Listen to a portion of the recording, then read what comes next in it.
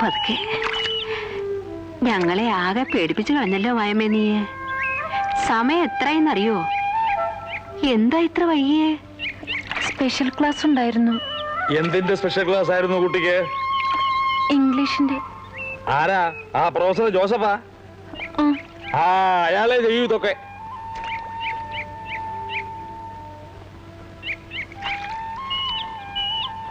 അവനവന്റെ മക്കള് സ്കൂളിലും കോളേജിലും പോയിട്ട് കൃത്യസമയത്ത് മടങ്ങി വരാണ്ടാവുമ്പോ വീട്ടിലിരിക്കുന്ന അച്ഛന്റെ അമ്മയുടെ വേവലാതി വല്ലതും അവർക്കറിയണോ?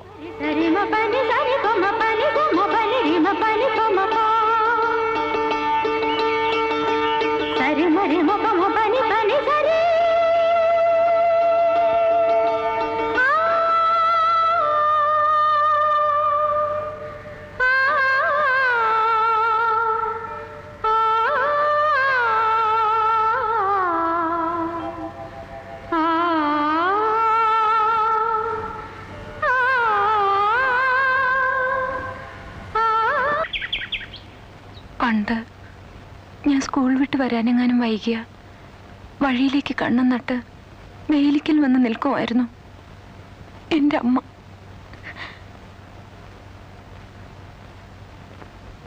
നിങ്ങൾ ഇന്നലെ കടവിൽ കാത്തു നിൽക്കണ കണ്ടപ്പോ എനിക്കതാ ഓർമ്മ വന്നത്.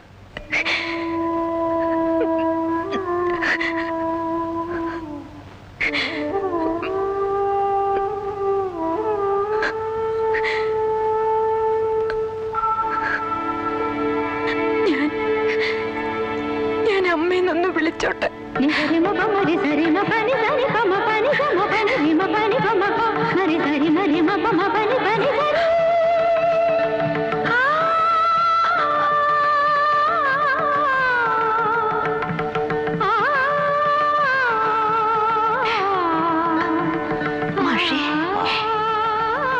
മായമ്മ എന്നോട് ചോദിച്ചു കേട്ടോ മാഷ്? എന്തേ?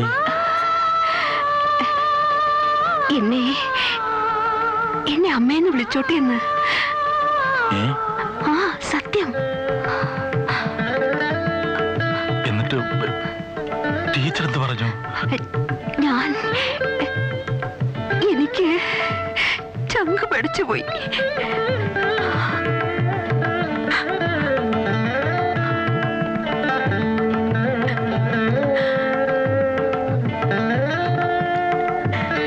ടീച്ചറെ അമ്മാന്ന് വിളിക്കുമ്പോ എന്നെ എന്താ വിളിക്ക?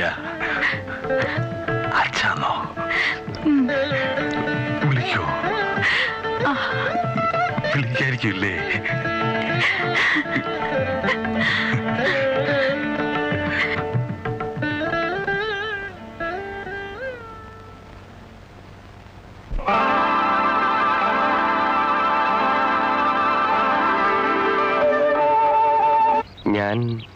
എന്റെ പേര് രവി എന്നാണ്. അതല്ല ചോദ്യം, മായയുടെ ആരാന്നാ? ഞങ്ങള് തമ്മിൽ അറിയും, ഫ്രണ്ട്സാണ്. ഓഹോ.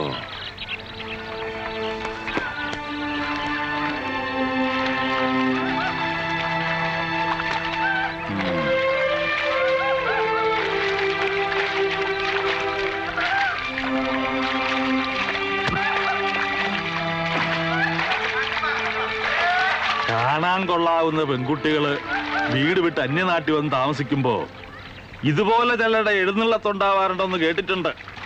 പണ്ടെങ്ങോ കണ്ടിട്ടുണ്ടെന്നോ ഒന്നര വാക്ക് മിണ്ടിയിട്ടുണ്ടെന്നോ ഒക്കെ പറഞ്ഞ് ഇപ്പോഴാ നേരിട്ട് അനുഭവപ്പെടണത്.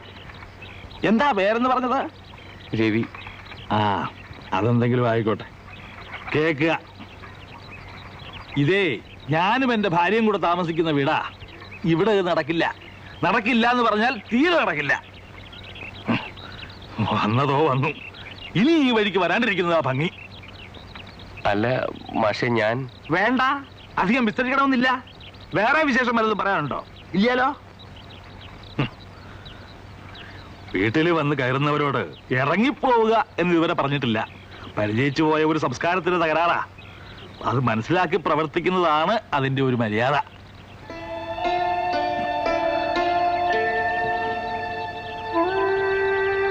സോറി.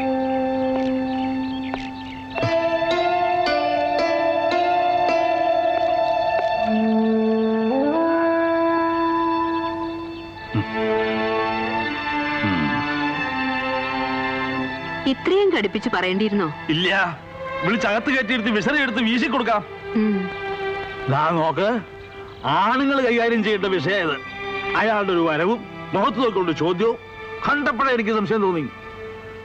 ആ കുട്ടി കോളേജിൽ നിങ്ങൾ വരട്ടെ. വെറുതെ അതുവിധം പറയാനും ബഹളം കൂട്ടാനും ഒന്നും നിൽക്കണ്ട. ടീച്ചർ ഇടപെടേണ്ട വിഷയമല്ല ഇത്. പെണ്ണുങ്ങൾക്ക് പെണ്ണുങ്ങളോട് അലിവേ തോന്നൂ. ഇതൊക്കെ മുളയിലെ നുള്ളിക്കളയണം. അതിങ്ങോട്ട് വിട്ടേക്ക്.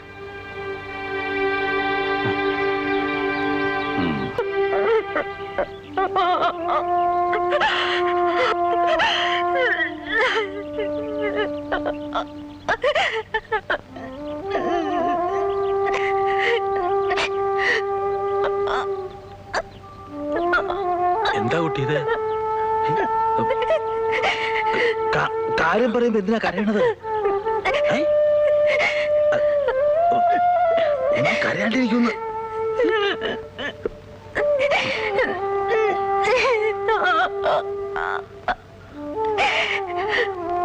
അത് ഞാൻ ഒന്നും ചെയ്തിട്ടല്ല, ഒന്ന് ഗുണദോഷിച്ചു, അത്രേ ഉള്ളൂ. കൈകാര്യം ചെയ്തോളാന്ന് പറഞ്ഞപ്പോഴേ ഞാൻ കരുതിയതാ. വാ.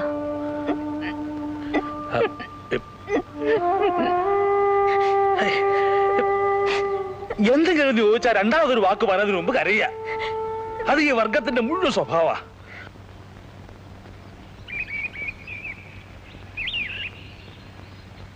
മായമ്മയോട് ഞാൻ കാര്യങ്ങൾ വിശദമായിട്ട് ചോദിച്ചു. നമ്മൾ വിചാരിക്കുന്ന പോലൊന്നും അല്ല. പിന്നെ 4-5 കൊല്ലമായിട്ടുള്ള ബന്ധാണ്. അച്ഛൻ തിരുമേനിക്ക് ഏതാണ്ടൊക്കെ ഊഹം കിട്ടിയിട്ടുണ്ടത്രേ. അതാണ് പോലും ഇത്രയും ദൂരെ പഠിപ്പിക്കാൻ കൊണ്ടാക്കിയത്. അതെയോ? ആ. എന്നിട്ടെന്താ? നല്ല ധൈര്യം ഉണ്ടാ കുട്ടിക്ക്. നമ്മളെ പോലൊന്നുമല്ല. ജീവിക്കാന്ന് വെച്ചാ ആരെതിർത്താലും വേണ്ടില്ല, ഒരുമിച്ചേ ഉള്ളൂന്നാ. എന്നിട്ട് ടീച്ചർ എന്ത് പറഞ്ഞു? എന്ത് പറയാനാ, നാളെ കോളേജ് വിട്ട് വരുമ്പോ രവിയും കൂട്ടി ഇങ്ങോട്ട് വരാൻ പറഞ്ഞു. അയാളെ കൂട്ടി ഇങ്ങോട്ട് വരികയെ? പിന്നല്ലാണ്ട്. മാഷ് വേണം അയാളുടെ മനസ്സിലിരിപ്പ് എന്താണെന്ന് വിശദമായിട്ട് ചോദിച്ചറിയാൻ. ഞാനോ?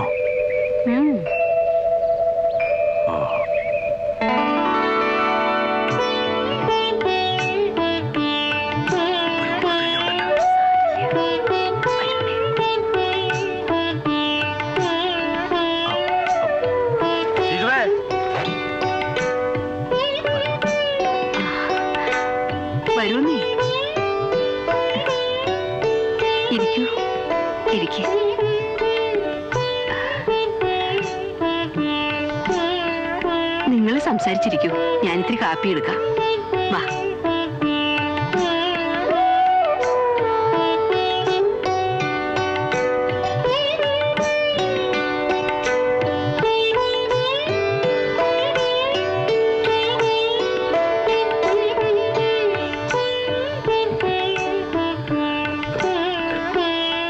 ഇന്നലെ ഞാൻ കുറച്ച് മോശമായി പെരുമാറി. അലോഗ്യൊന്നും തോന്നരുത്. ഒരിക്കലുമില്ല. മാഷുടെ സ്ഥാനത്ത് ആരായിരുന്നാലും ഇങ്ങനെ പെരുമാറാവും. ഞാനത് മായയോട് പറയുകയും ചെയ്തു. മായയുടെ കാര്യത്തില് മാഷ് കാണിച്ച ഉത്തരവാദിത്തത്തെ കുറിച്ച്. മനസ്സിൽ തട്ടി തന്നെയാണല്ലോ ഈ പറയണതല്ലേ? 100%. ആശ്വാസായി. ഇനി നമുക്ക് കാര്യങ്ങളെ കുറിച്ച് സംസാരിക്കാം. ഇരിക്കൂ. ഇരിഞ്ഞാലക്കുടയിലെ എന്റെ വീട്. അച്ഛനും അമ്മയും ജീവിച്ചിരിപ്പില്ല. സ്വന്തക്കാരും ബന്ധുക്കളും എല്ലാം പുറത്താണ്. ബോംബെയിൽ ഒരു പ്രൈവറ്റ് കമ്പനിയിലായിരുന്നു എനിക്ക് ജോലി. ഇപ്പോൾ അമേരിക്കയിൽ ഒരു ജോലി ശരിയായിട്ടുണ്ട്. ഈ 9-ാം തീയതി പോണം. പോയാൽ 1 കൊല്ലം കഴിഞ്ഞേ വരാൻ പറ്റൂ. അതുവരെ കാക്കാൻ പറ്റാഞ്ഞിട്ടല്ല.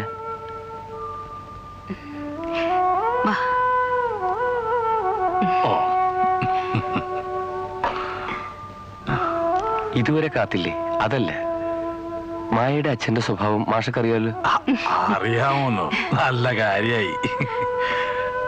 എന്തെങ്കിലും ഒരു ഉറപ്പില്ലാതെ എങ്ങനെയാ ഞാൻ മായ ഇവിടെ ആക്കിയിട്ട് പോവുക? പോയാൽ ഇവൾക്ക് എന്താ ഒരു സമാധാനം ഉണ്ടാവുക? ഉറപ്പെന്ന് പറഞ്ഞാൽ കല്യാണം തന്നെ. അല്ലാണ്ട് ഇക്കാര്യത്ത് വേറെന്താ ഉറപ്പ്?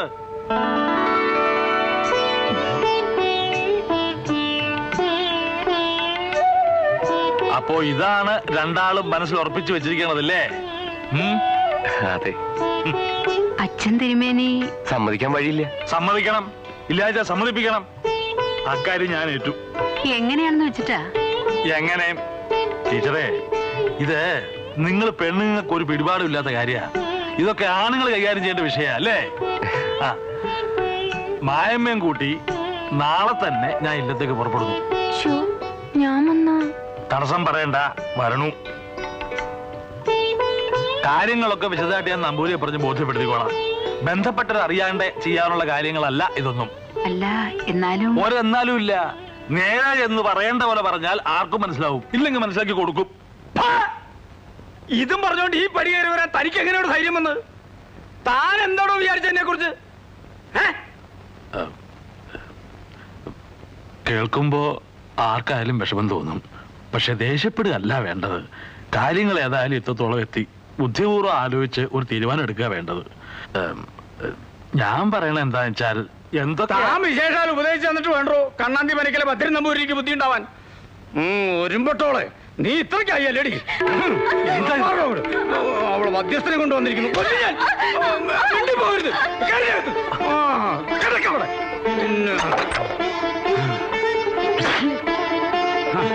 മതിയുടെ പഠിത്തം ഇനി പുറത്തിറങ്ങണ ഞാൻ പറഞ്ഞിട്ട് അസുരവിത്ത്. അവിവേകമാണ് കാണിക്കരുത്. മനസ്സുകൊണ്ട് ഇഷ്ടപ്പെട്ടു പോയി, അത് മുറിച്ചു മാറ്റാൻ പറ്റില്ല.